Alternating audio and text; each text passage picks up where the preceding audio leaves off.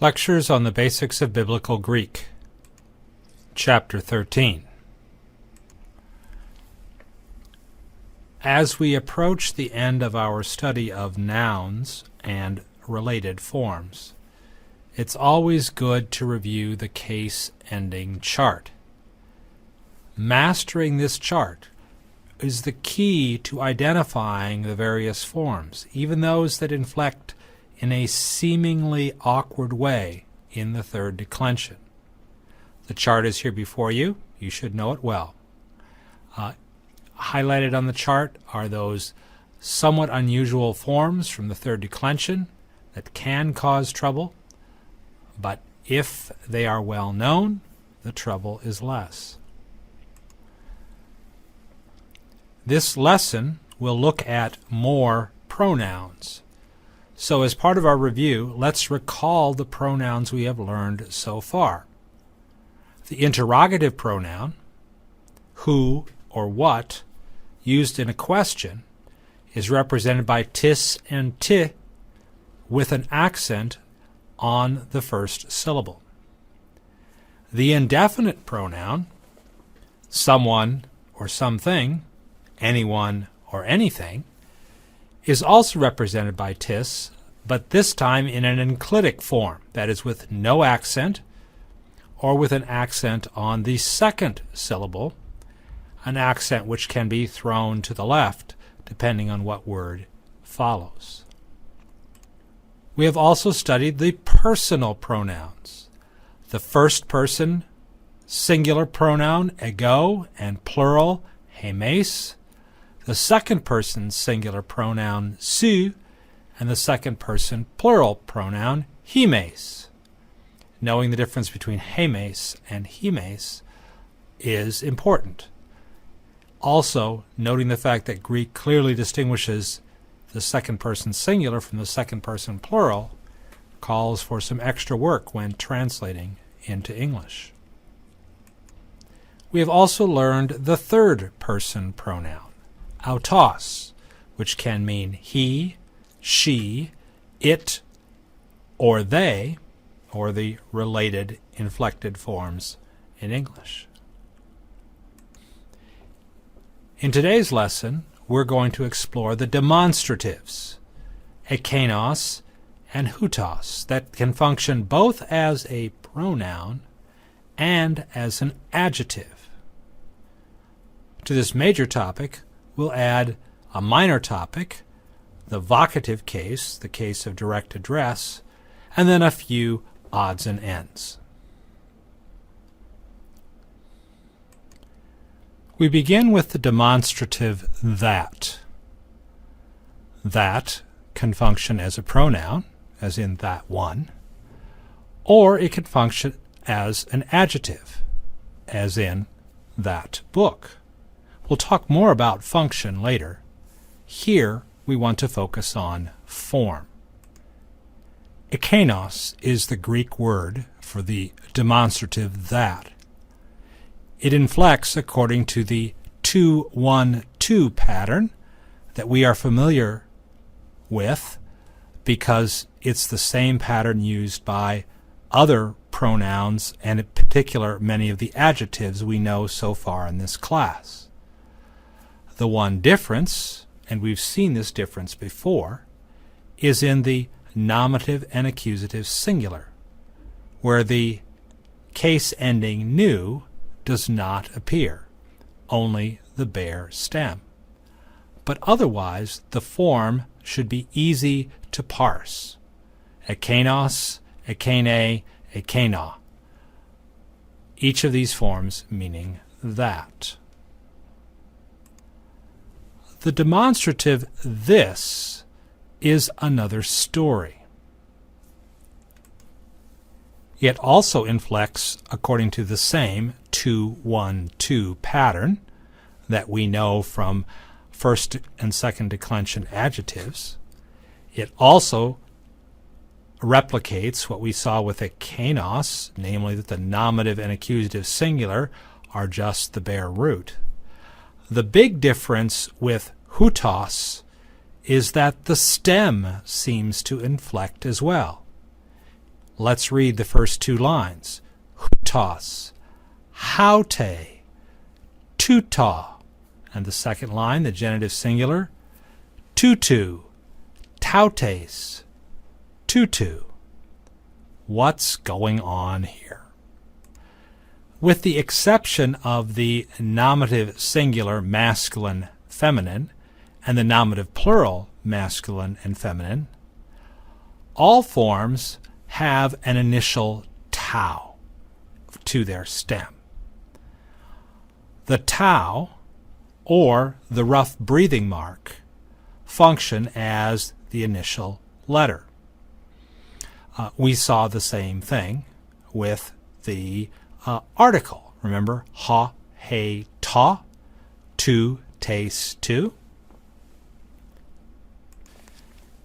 It's the stem vowel where there's some variation between u, omicron, upsilon, and au, alpha, upsilon. But even here there's a pattern that you can recognize. Omicron, upsilon is used whenever the ending contains an omicron, omega, or omicron, upsilon. Notice tu, ta, tu, and tu, tone. However, if the case ending is connected to a stem vowel that is eta or alpha, or becomes alpha, then alpha upsilon is the main vowel of the stem, as in tau, tes, tau, ta.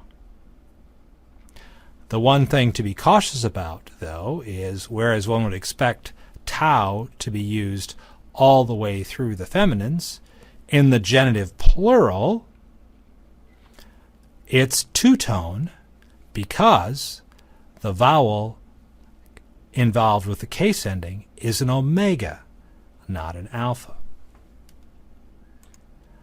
The nominative singular masculine and feminine and the nominative plural masculine and feminine follow the same rule for determining the stem diphthong. But as noted previously, instead of an initial tau, there's a rough breathing mark. As long as you consider the initial tau or the rough breathing mark as identical, the forms then seem to be quite regular. Tau or rough breathing mark initially, the stem vowel being omicron upsilon when the case ending is connected to an O vowel, or alpha upsilon when the stem vowel is connected to an alpha or eta vowel. And so what appears at first to be a rather confusing declension is in fact quite regular. Hutos, haute, tuta, tutu, tautes, tutu, tuto, taute, tutu, tuto, tuton, tautain, tuta, and so forth. The demonstrative, which means this. As we review now the form of the two demonstratives, that, ekenos, this, hutos, we note these factors. The nominative and accusative neuter singular of both demonstratives do not use case endings. Turning to the demonstrative this, hutos, the form either begins with a rough breathing or a tau. And in hutos, the first stem vowel depends on the final stem vowel. The demonstratives can function by themselves as pronouns. So hutos would mean this man, this one, this person. Haute would mean this in terms of this woman, and tuta would mean this in terms of this thing. Similarly, ekenos all by itself would refer to that man or that one. Ekene would refer to that woman, and ekena would refer to that thing. Comparable translations occur in the plural when these demonstratives occur all by themselves, not modifying a noun.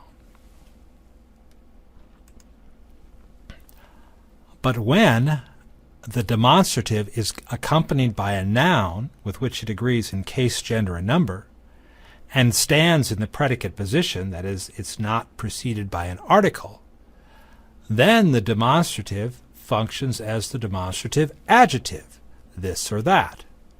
So, for example, ekenos ho logos would be that word, or hutoi hoi mathetai would be translated these disciples.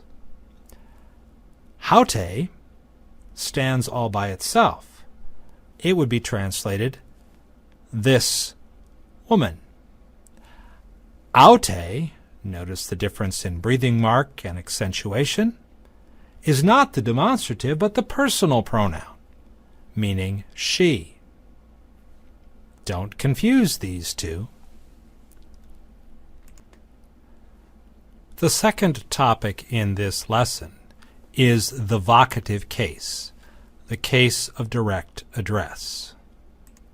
Vocatives are typically used in direct discourse, which is written in the second person, either singular or plural.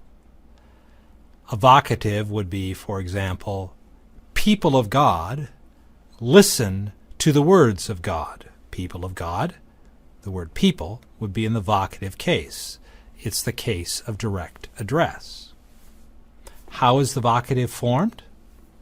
In many ways, and many cases, the vocative is identical to the nominative. So in the plural, whether we're dealing with first, second, or third declension, the vocative and nominative are identical. So usage determines which case it is. If the main verb is second person plural, then what looks like a nominative is probably a vocative. But in the first declension singular, the vocative and nominative are also identical. So if the verb is second person singular, but there is what looks like a nominative first declension singular, it's probably a vocative. It's in the second and the third declensions where there is some variation.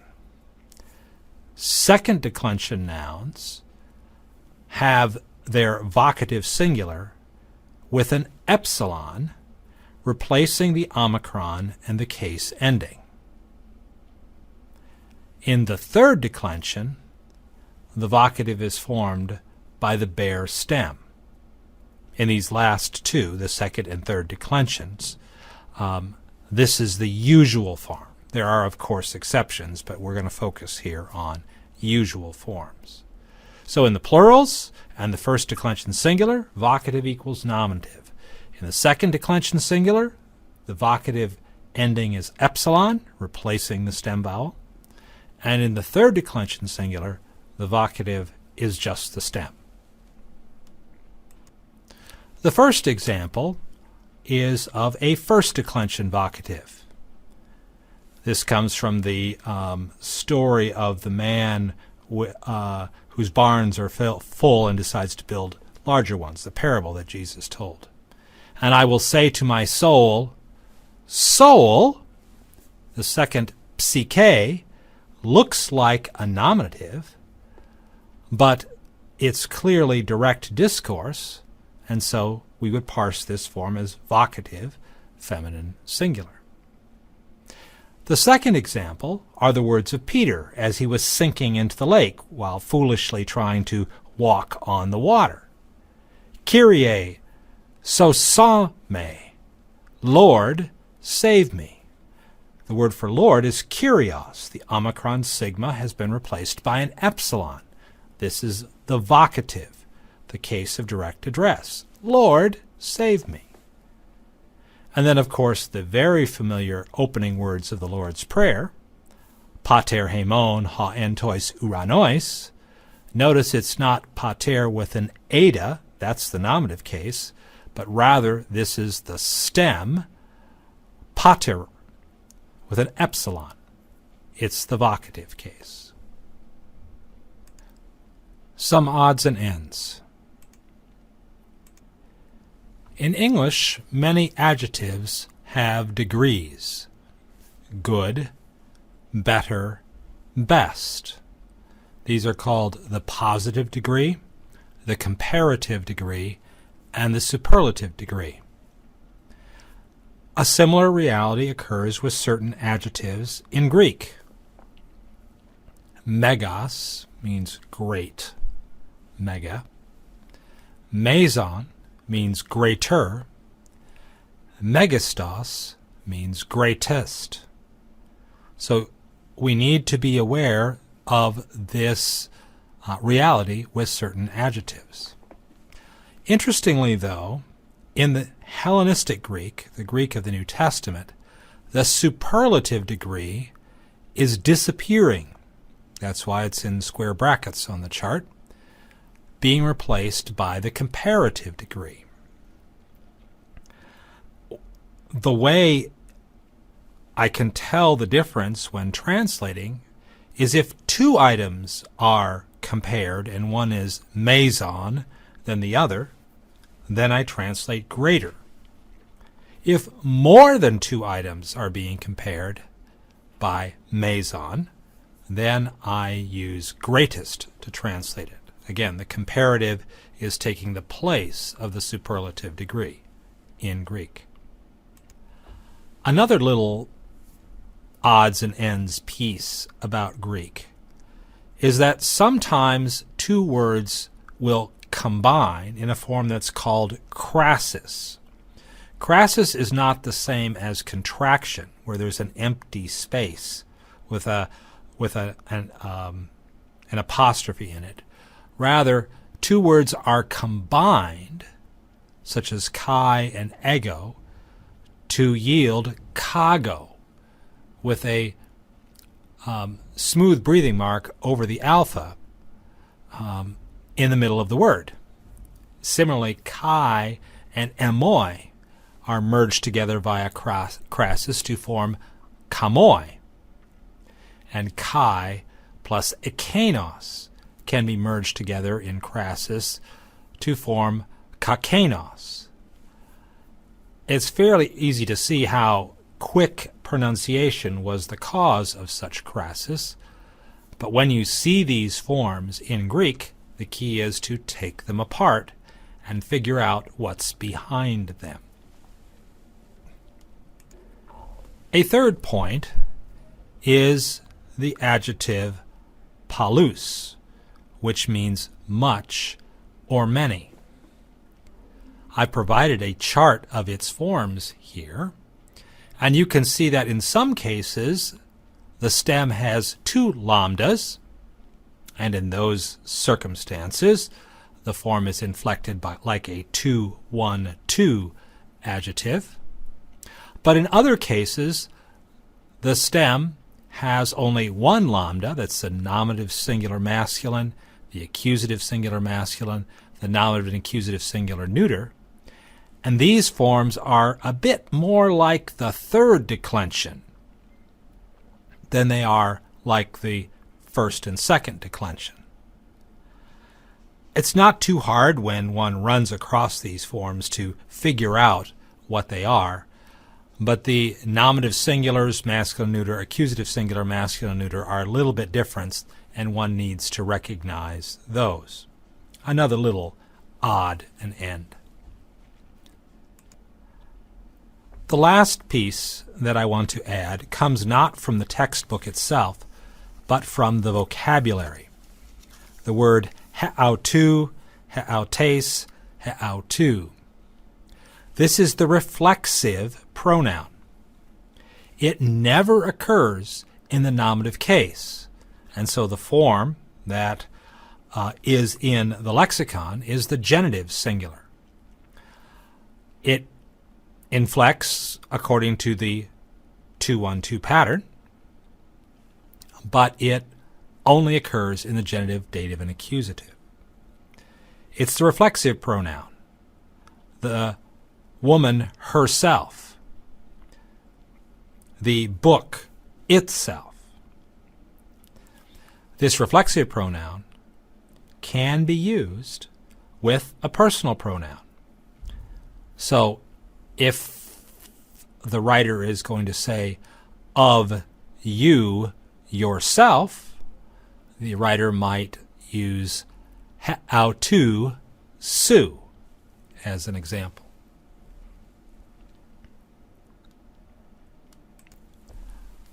The heart of this lesson are the demonstratives, ekenos and hutos, which can function either as a pronoun or an adjective.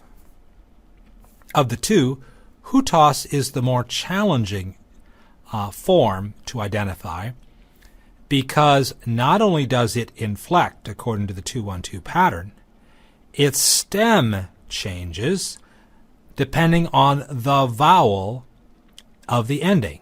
An alpha or eta in the ending gives alpha upsilon as the stem vowel. An omicron or related forms in the ending gives omicron upsilon. Normally the word has a tau at the beginning, except in the nominative singular masculine feminine, the nominative plural masculine feminine. There it has a rough breathing mark, following the same pattern we saw in the definite article. We also learned the vocative, the case of direct address, which looks like the nominative except with the second declension singular, where an epsilon is used in place of the stem vowel, and the third declension singular, where the stem alone is used. And we went through a few odds and ends about the degrees of an adjective, crasis, polus, and the reflexive pronoun. That's our lesson.